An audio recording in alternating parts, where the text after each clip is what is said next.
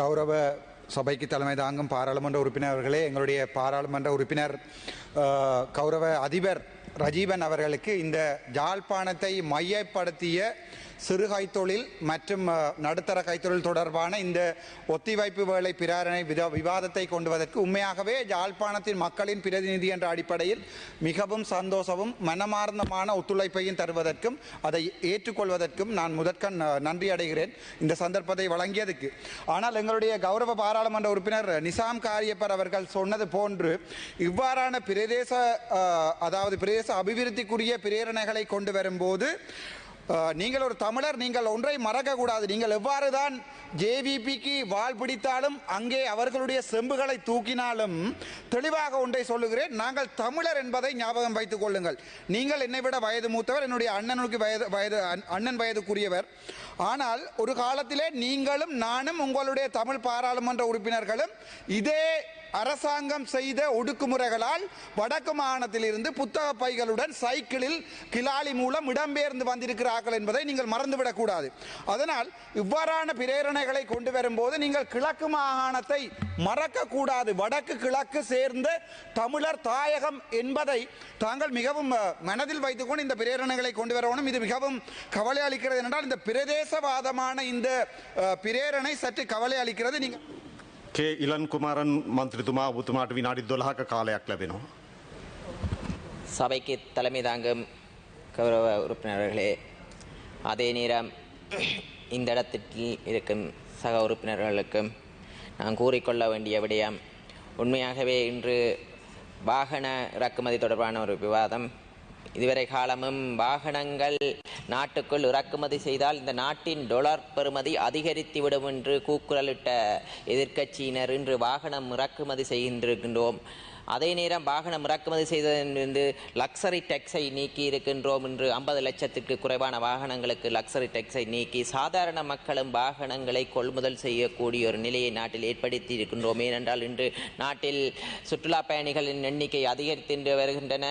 அதனால் புதிய வாகனங்கள் சுற்றுலா பயணிகளுக்கு தேவை. அதே நிமித்தம் சாதாரண மக்களும் அந்த வாகனங்களை பெற்று இந்த நாட்டின் சுற்றுலா பயணிகளுக்கு சேவை ஏற்படும் போது இந்த நாட்டுக்கு போதிய டொலர் வருமானம் ஒன்று வருவது இந்த சாதாரண மக்கள் கொள்முதல் செய்வதற்காக லக்ஸரி டேக்ஸை நாங்கள் 50 லட்சத்துக்கு குறைந்த வாகனத்துக்கு இறக்குமதி செய்திருக்கிறோம். ஆனால் இன்று பலர் எதிர்க்கட்சி உறுப்பினர்கள் இன்று வந்து கூக்குரல் இடுகின்றார்கள். உப்பை சுத்தியே அவர்கள் சுத்தி கொண்டிருக்கிறார்கள். ஆனால் இந்த சபையில் உரையாற்றி விட்டு பார்க்கும்போது எல்லோரும் வீடு சென்று விட்டார்கள், வியாபாரத்துக்கு சென்று விட்டார்களோ தெரியாது.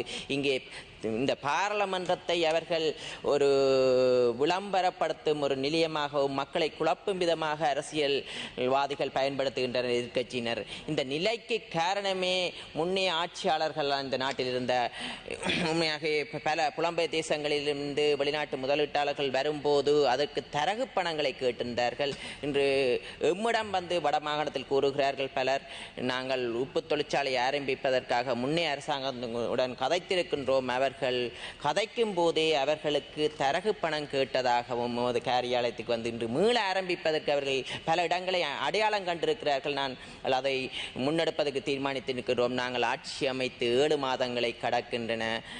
ஆனால் நாங்கள் ஒன்றை கூற விரும்புகின்றோம், இந்த ஆட்சி பல ஆண்டுகள் நீடிக்கப் போகின்றது. இந்த 5 ஆண்டுகளும் இல்லை, அதற்கு மேலும் இந்த ஆட்சி நிலைநிற்கும் என மக்கள் நேயமுள்ள பக்கம் நாங்கள் செயற்படும் போது படிப்படியாக மக்கள் நம்பிக்கை ஏற்படும் என்று நாங்கள் ஒன்றை கூறிக்கொள்கிறோம். மக்களுக்கு பயம் ஒன்று இருக்கிறது. ஏனென்றால் 76 ஆண்டுகளாக மக்களை பயப்படுத்தி வைத்திருந்த ஆட்சியாளர்கள் இந்த நாட்டில் இருந்தார்கள்.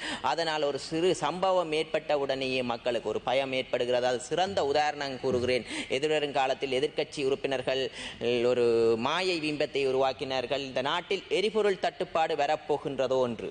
அந்த தட்டுப்பாடு கூறியவுடனேயே மக்கள் பயத்தின் காரணமாக அதில் இனவாதம் இல்லாமல் தமிழ் மக்களும் வரிசை யுகத்தை உடனடியாக நாடினார்கள், சிங்கள மக்களும் வரிசை யுகத்தை உடனடியாக நாடினார்கள், முஸ்லிம் மக்களும் நாடினார்கள். ஏனென்றால் நாட்டு மக்களுக்கு 76 ஆண்டுகளாக பயத்தை ஊட்டித்தான் அரசியல் செய்தார்கள்.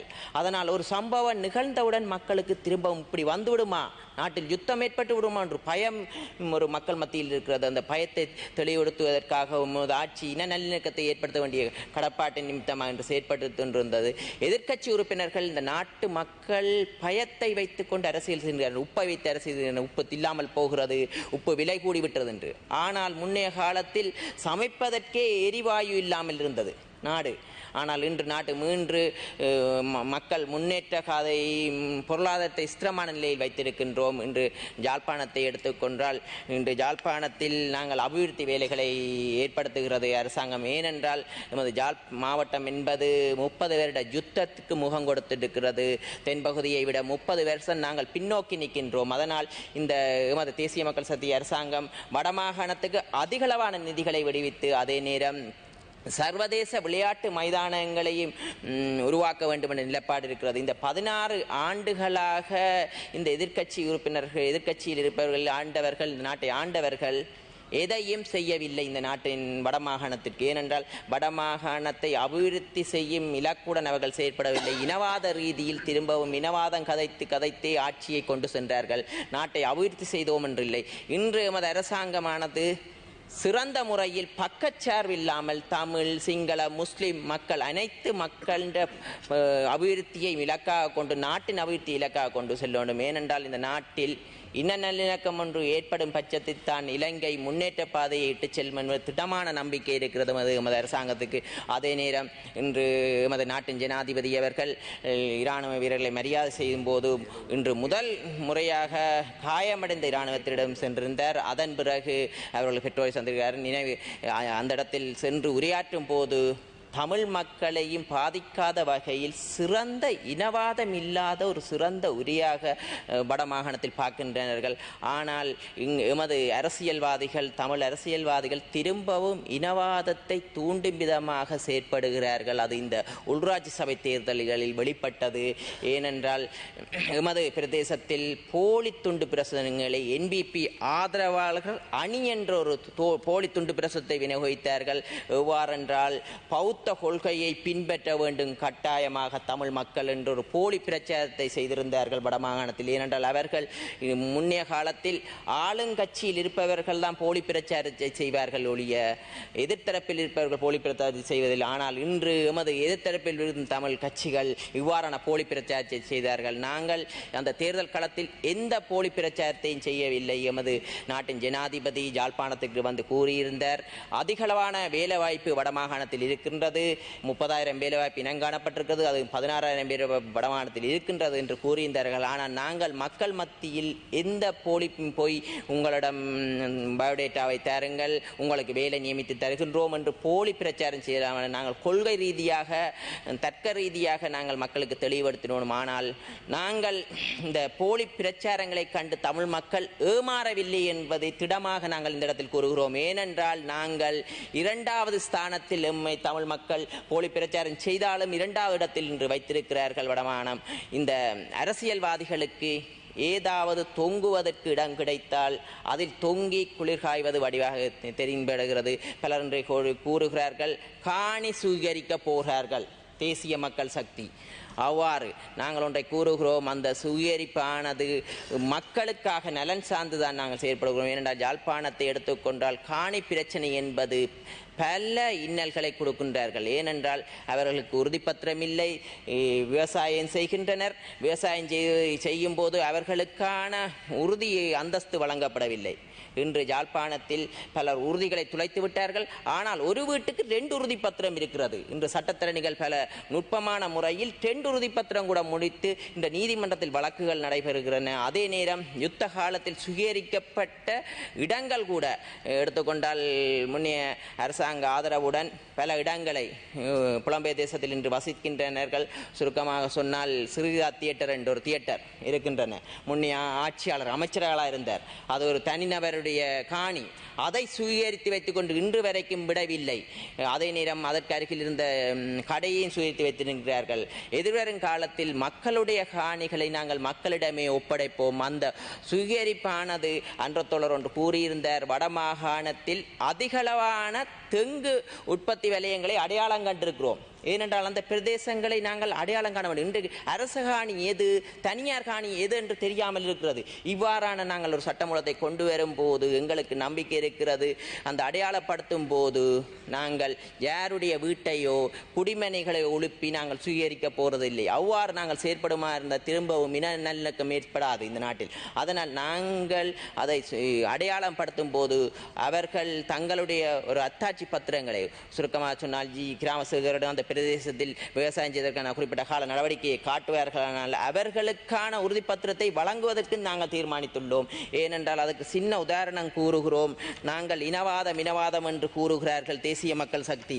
ஆனால் இதே இன்றைய அமைச்சராக இருக்கும் கடத்தொழில் அமைச்சராக இருக்கும் முன்னைய காலத்தில் 2007ஆம் ஆண்டு பாராளுமன்றத்தில் இலங்கையில் இருந்து இந்தியா சென்ற அகதிகளாக வாழ்பவர்களுக்கு கூட எந்த ஒரு அத்தாட்சிப்படுத்துவதற்கான அவர்களுடைய ஒரு இடமில்லாத நேரத்தில் அவர்களுக்கான உரிமைகளை இலங்கை பிரஜைகள் என்று நிலைநிறுத்தக்கூடிய அத்தாட்சிப்படுத்துவதற்கான சட்டமூலத்தை கூட 2007ஆம் ஆண்டு இதே கௌரவ அமைச்சர் அவர்கள் இன்று அமைச்சராக இருக்கிறார் குழுக்களின் தவிசாளராக இருந்த போது இந்த சட்டமூலத்தை கொண்டு வந்து தமிழர்களின் இருப்பையும் தமிழர்கள் துளைத்த அடையாளங்களை நிரூபிப்பதற்கான சட்டமூலத்தை கொண்டு வந்தது இதே எமது அரசாங்கம் அன்று எதிர்க்கட்சி ஆளுங்கட்சியுடன் இணைந்திருந்த போது 2007ஆம் ஆண்டு கொண்டு வந்திருந்தார். அதனால் நாங்கள் ஒன்றை கூறுகிறோம். இவருடைய காணிகளையும் தமிழர்களின் காணிகளையும் அரசுடைமையாக்குவது தங்கள் அல்லது தங்களுக்கு வயிறு வளர்ப்பதற்காக மக்களுக்கே பெற்றுக் கொடுக்க நாங்கள் தீர்மானிக்கிறோம். ஏனென்றால் இந்த காணி சுயரிப்பு என்பது இன்று பாரிய அளவு தமிழ் மக்களின் பயமுறுத்தி வைத்திருக்கிறார்கள். நாங்கள் சுயரிக்க போறோம். ஆனால் நம்பிக்கை இருக்கிறது. எனக்கு கண்டிப்பாக தெரியும். இந்த உறுதிப்பத்திர சுயரிக்கும் போது பல அரசியல்வாதிகள் வெளிப்படுத்தல் உறுதிகளை முடித்துக் கொண்டு வருவார்கள். அவர்கள் சொந்த உறவினர்கள் தங்களுடையதென்று. ஏனென்றால் இன்று எமக்கு தெரியும் பல அரசியல்வாதிகள் பல சுவாந்தர்களாக ஆகிவிட்டார்கள், நில சுவாந்தர்களாகி இருக்கிறார்கள். மறைமுகமாக தமது உறவினர்கள் சொந்தங்கள் என்று பல காணிகளை வைத்திருக்கிறார்கள். இன்று அரசியலுக்கு வந்தாலேயே உழைக்கலாம் என்ற எண்ணக்கருதான் பலருக்கு இருக்கிறது. ஆனால் இந்த தேசிய மக்கள் சக்தி மாற்றத்தை ஏற்படுத்தி இருக்கிறது. அரசியலில் பிழைப்புவாத அரசியலை களைந்திருக்கிறது. ஏனென்றால் இன்று அவர்களது பென்ஷன்களை நிப்பாட்டப் போகின்றது. எதிர்வரும் காலத்தில் அவர்களது வரப்பிரசாதங்களை இல்லாமல் குறைக்கப் போகிறது. ஏனென்றால் நாங்கள் நினைக்கின்றோம் இந்த பாராளுமன்ற உறுப்பினர் பதவி என்பது எங்களுக்கு சொந்தமானதில்லை, மக்களுக்கு. அதனால் மக்களுடைய சேவையை இலக்காக கொண்டு தேசிய மக்கள் சக்தி செயற்படும் என்பதை இந்த இடத்தில் ஆணித்தனமாக கூறுகிறோம். மக்களை பயமுறுத்தி அரசியல் செய்வதை விட்டுவிட்டு தர்க்க ரீதியான அரசியலுக்கு வாருங்கள். நாங்கள் வடமாகாணத்தை அபிவிருத்தி செய்யும் இலக்காக கொண்டிருக்கிறோம். சர்வதேச ஸ்டேடியம் ஒன்றை அமைப்பதற்கு தீர்மானித்திருக்கின்றோம். அதே நேரம் உள்ளக விளையாட்டரங்கை யாழ்ப்பாணத்தில் நிறுவுவதை தீர்மானித்து நிதி ஒதுக்கியுள்ளோம். அது எதிர்வருங்காலத்தில் வேலை திட்டம் ஆரம்பிக்கப்படும். இன்று அதிகளவான சுற்றுலா பயணி வந்து செல்லும் இடமான குறிகட்டுவான் இறங்குதுறையை கூட இதுவரை காலமும் யாரும் கண்டுகொள்ளவில்லை. இன்று நாங்கள் அதை புனரமைப்பதை தீர்மானித்துள்ளோம். அதிகளவான கிராமிய வீதிகளை போடுவதை தீர்மானித்திருக்கிறோம். ஏனென்றால் வடக்கை அதிகமாக அவதானிப்பதற்கு காரணம் வடமாகாணம் என்பது 30 வருஷ யுத்தத்தை முகம் கொடுத்ததனால் அதை மேலும் தென்பகுதியுடன் ஒப்பிடும்போது முன்னேற்ற பாதை நமது அரசாங்கம் செயற்படும் என்பதை இந்த போலி தேசியம் கதைத்து அல்லது இந்த போராட்ட வீரர்களை வைத்து தாங்கள் அரசியல் நலன் நடவடிக்கையில் அரசியல்வாதிகள் ஈடுபடுகிறார்கள். ஆனால் போராடி மரணித்தவர்களின் உண்மையான குடும்பங்களுக்கு உதவுவது நோக்கமில்லை, தமிழர்களின் இருப்புக்களை பேணி பாதுகாக்க வேண்டும் என்ற நோக்கத்துடன் திரும்பவும் இந்த நாட்டை எவ்வாறாவது இந்த இனவாத வேலையில் இழுத்து சென்று அந்த இனவாத வேலையில் வாழ்வதற்கே தீர்மானிக்கின்றார்கள் இந்த அரசியல்வாதிகள். ஆனால் தேசிய மக்கள் சக்தி அரசாங்கம் இந்த இனவாதத்தில் இந்த இன நல்லிணக்கத்தை ஏற்படுத்துவதற்காக அனைத்து மக்களையும் ஒன்றுபடுத்துவதற்காக பாடுபட்டு கொண்டிருக்கிறது. அதனால் எதிர்வரும் காலத்தில் அந்த இன நல்லிணக்கத்தை பேணி பாதுகாப்பதற்கான நடவடிக்கை எடுத்துள்ளோம். ஏனென்றால் அனைத்து மக்களுடைய கலை கலாச்சாரங்களை அனைத்து மக்களும் புரிந்திருக்க வேண்டும் என்ற කාලය நிகழ்வை අවසానයි கூட ගරු මන්ත්‍රීතුමනි. அறிமுகப்படுத்தியுள்ளோம். ஏனென்றால் 3 கலாச்சாரங்களையும் தெரிந்த ஒரு நிகழ்வை கூட புதியதொரு நிகழ்வை ஆரம்பித்திருக்கும் அரசாங்கத்தால் எதிர்வரும் காலத்தில் இன நல்லிணக்கத்துடனான கூடிய நாட்டை உருவாக்குவதற்கு அரசாங்கம் பயணித்துக் கொண்டது. அவ்வாறு இனநிலக்கம் ஒன்று ஏற்படும் பட்சத்தில் தான் இந்த நாடு முன்னேற்ற பாதையை இட்டுச் செல்லும் என்பதை இந்த இடத்தில் சபைக்கு கூறிக்கொண்டு அந்த இலக்கை நோக்கி எமது அரசாங்கம் பயணிக்கும் என்பதை கூறிக்கொண்டு மக்களுக்கு நாங்கள் ஒன்று தெளிவாக கூறுகிறோம். எதிர்க்கட்சியினர் கொடுத்தும் பயங்களை கண்டு ஏமாறாதீர்கள். தேசிய மக்கள் சக்தியுடன் மீளவும் அணிதிரண்டு புதிய பாதையில் பயணிப்போம் என்பதை இந்த மக்களுக்கு கூறிக்கொண்டு விடைபெறுகின்றனர். ඔබතුමාට මිනිත්තු 5ක කාලයක් ලැබෙනවා.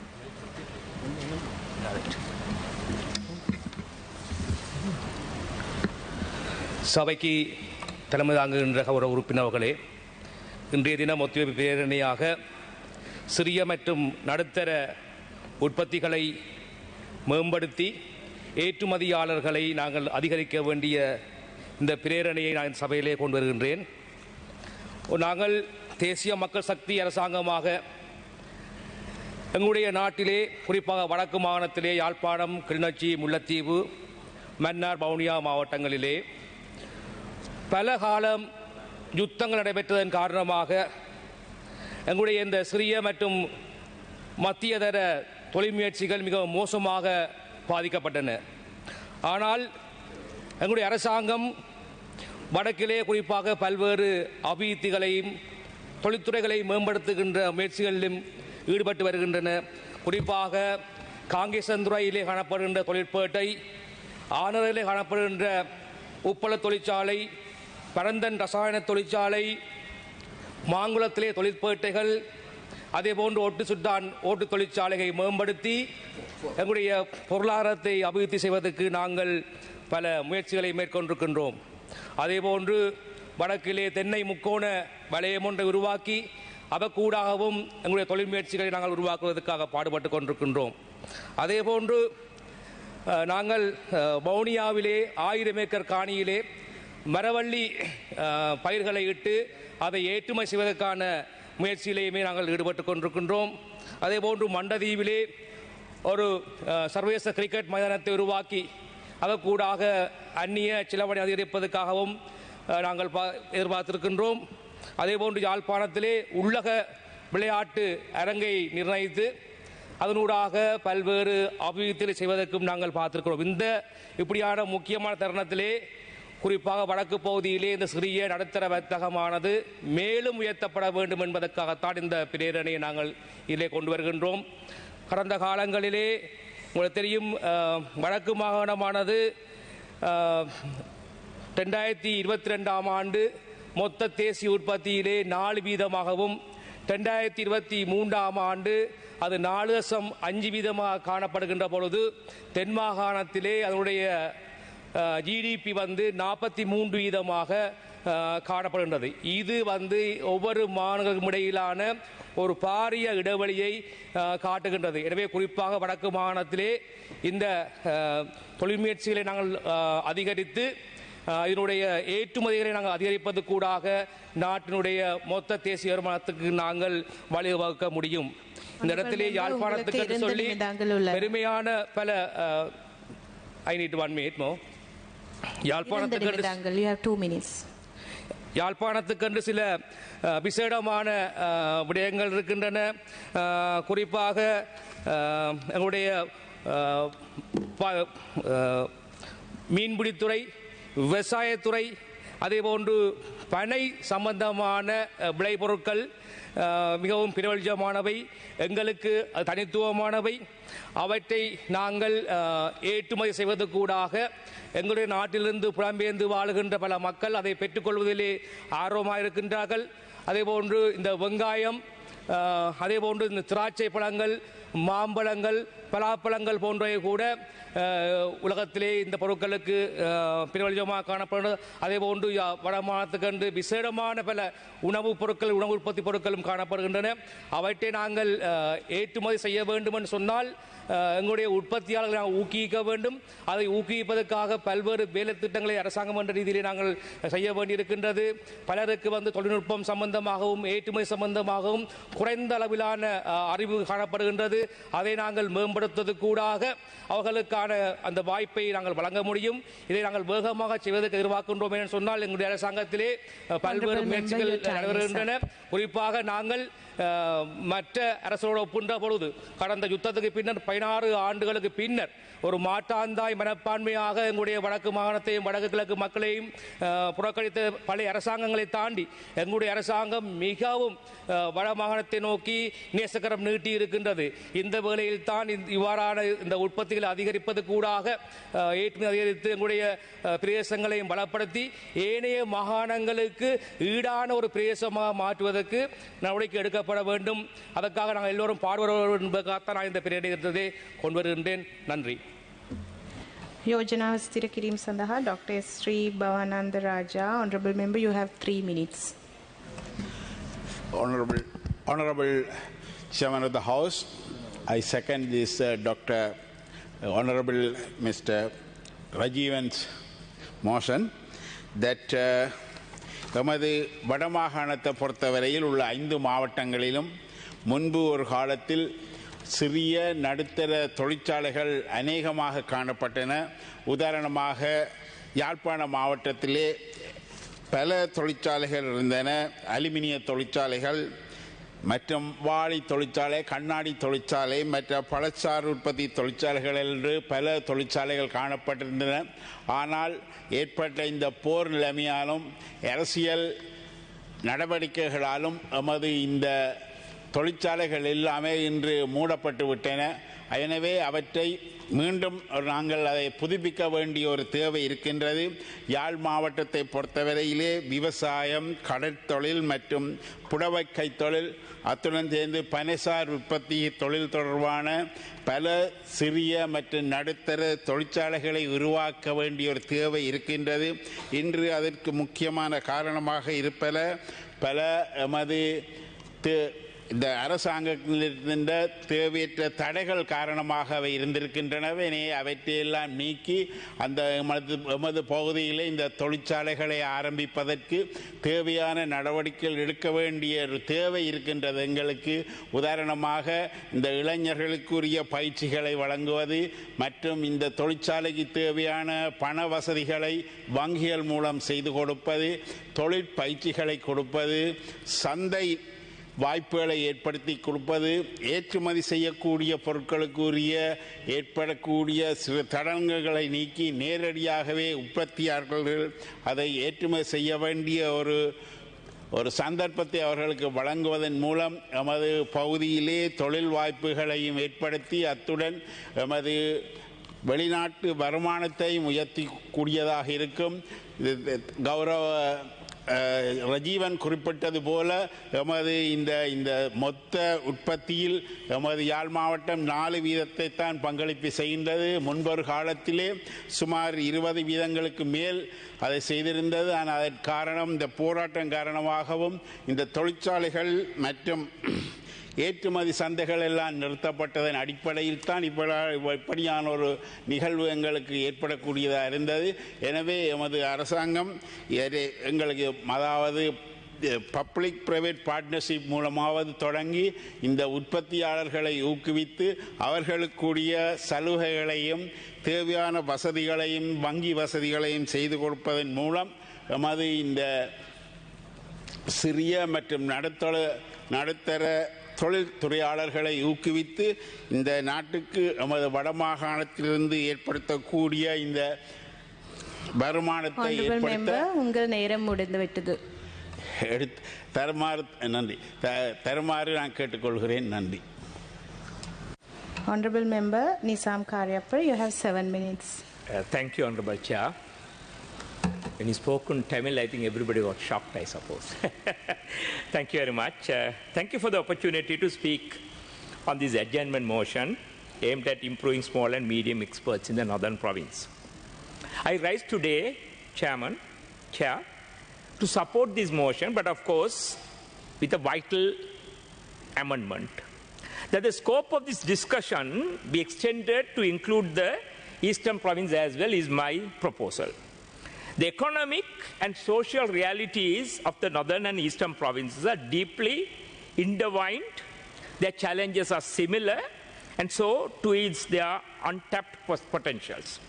Both provinces are rich in culture, traditions, and natural resources.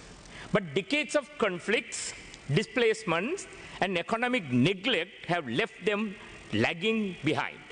Today, if you have to speak seriously about inclusive national growth, we must focus on empowering small and medium enterprises in these regions and enabling them to become prospective exports. Honorable Chair, I wish to draw on another important matter, a critical matter that has gone unnoticed. Under the 9th schedule of the Constitution, the Provincial Council lists matters relating to promotion of agriculture, fisheries, cooperative industries, cottage industries, and local economic development fall within the jurisdiction of the Provincial Council, Chair. This clearly reflects framers' intent that the economic development of each province is not a central subject alone, but one that must be driven from the ground up, the Provincial Council playing a lead role. Ignoring this structure is not only a policy failure, it's a constitutional abdication. The northern and eastern provinces have distinct sectors with exports potential that can contribute meaningfully to the national economy. Let's start from one, culinary heritage and agro-exports. Traditional food items, you know about the Jaffna traditional food items. Organic product, preserved seafood from these regions are high demand, especially among the overseas community. With the proper training, packaging, and marketing support, these items can be developed into powerful exports brand. I'll give an interesting example. When I visited Jaffna courts, Ango ikra rasavin manam. Just in front of there is a small boutique. Ange ellupahu. There is a sweet item called ellupahu, a black ball, full of nutritious value. You don't get that in any part of the country. This has to be promoted. I used to always go there and have that snack. Then handloom and traditional textiles. Our handloom sector is cultural treasure. It also presents a strong case for premium exports in the global sustainable fashion and ethical trade market. If only we invest in modernization, design, innovation, and e-commerce integrations. Then Palmyra-based product. Palmyra is abundant in both provinces and holds immense value from jaggery and vinegar to fiber product and handicraft. But this industry remains informal and fragmented. It needs organized support, quality certification, and research-led value addition. Then you get about the seafood and marine product. Our coastal belt, particularly in the east and the north, are rich with exportable seafood like crab, cuttlefish, and dried fish. But we lack the cold chain, export license, post-harvest processing, support necessary to compete internationally. While central government initiative and private sector participations are vital, there is a missing partner in the conversation, the Provincial Council. For too long now, the Northern and Eastern Provincial Council have been not functioning. Without elected representation, without the local mandate, and without the institutional capacity to plan and deliver, we are limiting the potential for truly localized, responsive development. Therefore, Chair, I call upon this House and the government to immediately take steps to hold Provincial Council election. It is essential that the Provincial Council will become active partner in the economic development of these regions. They are best placed to understand the local needs, mobilize rural entrepreneurs, and coordinate support across the department. Honorable Member, you have 2 more minutes. Thank you. நாங்கள் வடகிழக்கில் எங்களுடைய மாகாண சபை இருக்கின்றால் அங்க இருக்கின்ற உறுப்பினர்களுக்கு இதனுடைய உண்மையான தேவை உணரலாம். So, Honorable Chair, I urge the government to expand the focus of export development programs to both Northeast, establish SME export incubation zones in key districts like Jaffna, Vaunia, Batticaloa, and Ampara, support handloom clusters, Palmyra cooperatives, and seafood collectives, and the modern tools, marketing training and credit access, facilitate diaspora engagement and overseas promotion through targeted trade fair and digital campaign, and finally, resort to full democratic governance in the province by holding long overdue provincial council. Only then can we build partnership between centre, the province, province and the people. A triangular that is essential for the genuine and lasting development. And in conclusion, Mr. Honorable Chair, let us not look at the Northeast merely as a regions of recovery, but as an engines of growth. Let us believe in the capacity of our people, in their skills, their resilience, their dreams. Let us give them the institution, the infrastructure, and the inspiration they need to connect the world as confident sub-exporters. Thank you very much. Garu Dr. Ramanathan Arjuna, you have 7 minutes. கௌரவ சபைக்கு தலைமை தாங்கும் பாராளுமன்ற உறுப்பினர் அவர்களே, எங்களுடைய பாராளுமன்ற உறுப்பினர் கௌரவ அதிபர் ரஜீவன் அவர்களுக்கு இந்த யாழ்ப்பாணத்தை மையப்படுத்திய சிறு கைத்தொழில் மற்றும் நடுத்தர கைத்தொழில் தொடர்பான இந்த ஒத்திவைப்பு வேலை பிரேரணை விவாதத்தை கொண்டுவதற்கு உண்மையாகவே யாழ்ப்பாணத்தின் மக்களின் பிரதிநிதி என்ற அடிப்படையில் மிகவும் சந்தோஷமும் மனமார்ந்தமான ஒத்துழைப்பையும் தருவதற்கும் அதை ஏற்றுக்கொள்வதற்கும் நான் முதற்கண் நன்றி அடைகிறேன் இந்த சந்தர்ப்பத்தை வழங்கியதுக்கு.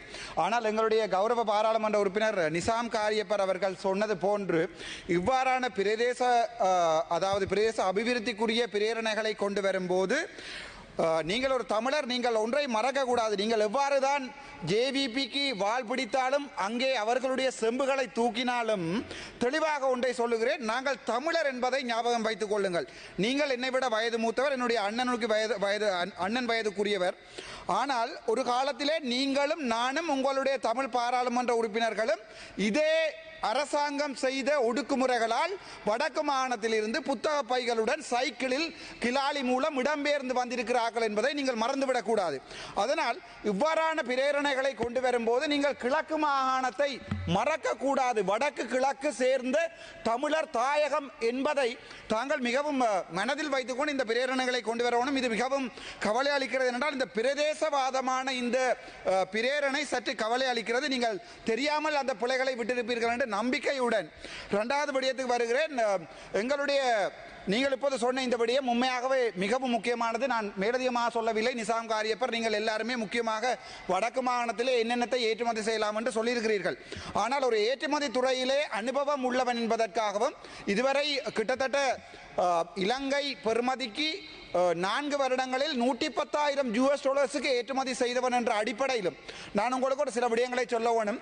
இலங்கையிலிருந்து தேயிலை உற்பத்திக்கு அடுத்ததாக ஏற்றுமதி செய்யப்படுவது தோல் பதனிடும் தொழிற்சாலை வடக்கு மாகாணத்திலோ கிழக்கு மாகாணத்திலோ இன்றைக்கு ஒன்று கூட இல்லை. நிசாம் காரியப்பர் அவர்களுக்கும் நான் அதை சொல்ல விரும்புகிறேன். என்னென்றால் இந்த தோல் பதனிடும் இந்த தொழிற்சாலையானது மிகவும் முக்கியம். ஆகவே நீங்கள் இவ்வாறான ஒரு விடயங்களை கொண்டு வரும்போது இரண்டாவதாக ஏற்றுமதி செய்யக்கூடிய அந்த தோல் பதனிடும் தொழிற்சாலையை நீங்கள் எங்களுடைய சாவகச்சேரியில் முன்வைத்து நான் உங்களுக்கு சாவகச்சேரி மத்திய பொருளாதார நிலையத்தை அவர்கள் 2017ஆம் ஆண்டு கட்டி 2021ஆம் ஆண்டு வரைக்கும் அது 24ஆம் ஆண்டு வரைக்கும் இன்று கூட திறக்காமல் பூட்டப்பட்டிருக்கிறது. ஆனால் இப்போ குழப்ப தென் பாதாகரண்டை பாக்கியண்ட கதாக்கரில் இவரோட பாச கதாகண்ட கியான். ஆனால் என்ன நடக்கிறது என்றால் எங்களுடைய சாவகச்சேரியை கூட இந்த டிசிசி மீட்டிங்கில் கதைத்து எத்தனை நாட்களாக நான் உங்களுக்கு சொல்லியிருக்கிறேன். ஆனால் உங்களுக்கு அதை எந்த நடவடிக்கையும் எடுக்க முடியாது. ஞாபகப்படுத்துகிறேன், 30ஆம் தேதி டிசிசி மீட்டிங் இருக்கிறது. நீங்களும் பாருங்கள், நானும் பாருகிறேன், கதைப்போம். அது கூட மீடியாக்களிலே வேறு முக்கியமான விடயம். ரெண்டாவது මේක සිංහලෙන් කියන්න කැමැති. අපි දෙමළ ජනතාව අපේ වෙනුවට මෙච්චර කාලේ මේ ආණ්ඩුවේ රණ්ඩු වුණා. මේ අපේ නායකයෝ කියන්නේ කොටි රස්තේ අර ඔයගොල්ලෝ රස්තවාදී වුණාට අපිට අපේ නායකයෝ කියලා අවුරුදු ටිකක් අපි හිතාගෙන හිටියා. එතකොට අපි අපේ නායකව තාම හිත ගොඩක් අපි තාම ගරු කරනවා. ඒගොල්ලෝ අපි තාමත් ගරු කරලා ඒගොල්ලෝ සලකනවා. හැබැයි කොන්දපණ නැතුව සිංහල ජනතාව වෙනුවට රණ්ඩු වැරපු රණවිරුව ඔගොල්ලෝට අද කියන්න බැරි නම් රණවිරුවා කියලා. ඒක එකක්. දෙවෙනි එකක් තමයි ඔයාලගේ සුදුන් නැති හැඳු නැති කියලා මන්ත්‍රී කෙනෙක් ඉන්නවා, ඇමති කෙනෙක් ඉන්නවා. එයා අද මට අදලා කිව්වා මම උතුරේ ඉන්න ජනතාව හදන්න සෝල්ට් එක ලුණු මම මේ දකුණට ගේන්න එපා කියලා රණ්ඩු වෙනවා කියලා. එතකොට මම ඒක කිව්වා පාර්ලිමේන්තු ප්‍රිවිලේජ් ඇක්ට් එක මම මෙයාට ගහනවා කියලා. මම ගහනවාමයි. හැබැයි අපි දෙමළ මිනිස්සු කවදාවත් දැන් කියන්නේ උතුරේ හදන්න ලුණු ටිකක් දකුණට ගේන්න එපා කියලා. අපි කියන්නේ උතුර හදන්න ලුණු එක එතනම පැක් පැක් කරලා ගේන්න ඔයගොල්ලෝ දකුණට ගිහිල්ලා ප්‍රයිවේට් කම්පැනි වලට විකුණනවා කියලා. දැන් අඩුම ගාණක් මේකවත් කරන්න බැරි නම් උතුර හදන්න ලුණුව උතුර පැක් කරලා ආපහු රටට බෙදන්න බැරුව දකුණට ගෙනල්ලා ඒක මේ කම්පැනි වලට කෝපරේට් වලට ඔබතුමාට මිනිත්තු දෙකක කාලයක් පමණයි තිබෙන්නේ. Thank you. So හැඳිනති කියන්නේ මොකද්ද? ආයේ ප්‍රදේශවාද කතා කරනවා. එයා කියන්නේ මම කිල්නොච්චි ඉන්න එක්කනට එතන මේ මැනේජර් පොසිෂන් එන්න දෙන්න නැතෝ බාධා කරනවා කියලා.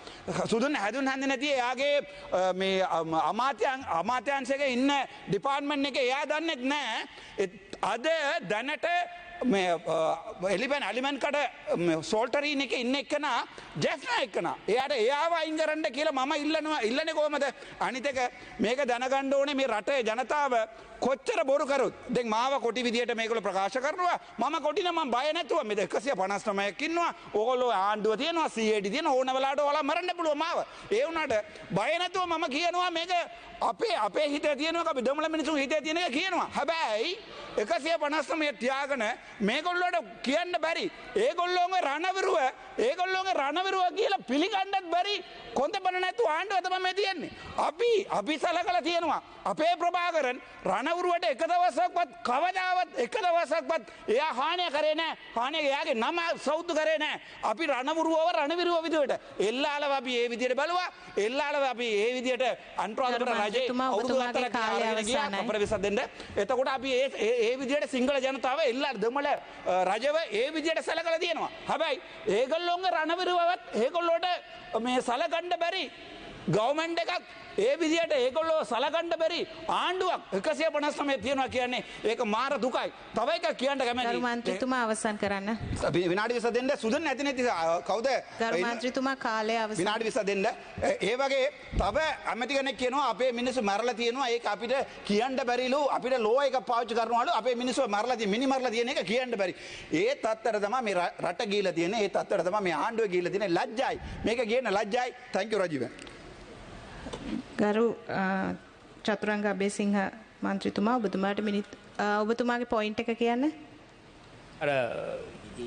இது நான் இந்த சபையிலே முதலில் நான் கௌரவ பாராளுமன்ற உறுப்பினர் அவர்கள் ஜேபிபி தேசிய மக்கள் சக்தி என பிரித்து காட்டுகின்ற நாங்கள் தேசிய மக்கள் சக்தியினுடைய அரசாங்கம் அதே போன்று இவர் நாங்கள் கொண்டு வந்த விடயம் வடக்கு மாநிலத்தினுடைய அபிவிருத்தி சம்பந்தமானது ஆனால் அதை வேறுபடுத்தி அந்த விடயத்தை வேறு சில செலுத்துவதை நான் இதை கண்டிக்கிறேன். ගරු චතුරංග අබේසිංහ මන්ත්‍රීතුමා මිනිත්තු 4ක් තියෙනවා ඔබතුමාට. ගරු මූලාසුරාරුඩ මන්ත්‍රීතුමියනි විනාඩි 4කින් මේ පිළිතුරු කතාව කරන්න ටිකක් අවස්ථා. විශේෂයෙන්ම මේ මාතෘකාව සහ යෝජනාව ඉතාමත් වැදගත් යෝජනාවක්. අපි දන්නවා අපි අවුරුදු 30ක් இன்றைய பாராளுமன்ற அமர்வின் போது தேசிய மக்கள் சக்தியின் யாழ்ப்பாண மாவட்ட பாராளுமன்ற உறுப்பினர்களுக்கும் அர்ச்சுனா ராமநாதருக்கும் இடையில் வாய்த்தர்க்கம் ஏற்பட்டது. இதன்போது சிறிது அமைதியின்மை ஏற்பட்டது.